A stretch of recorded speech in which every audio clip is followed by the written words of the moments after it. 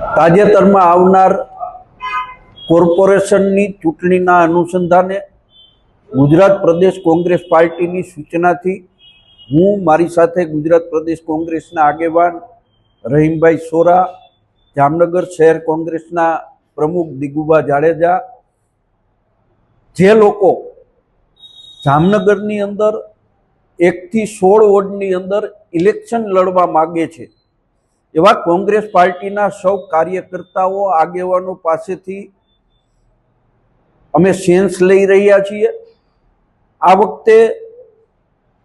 જે માહોલ છે, માહોલ જોતા મોટી સંખ્યાની અંદર દરેક વોર્ડની અંદર કોંગ્રેસ પાર્ટીમાંથી ઉમેદવારી કરવા માટે ઈચ્છુક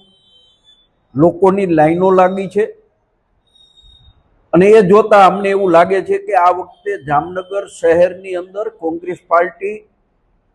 જામનગર કોર્પોરેશન કબજે કરશે।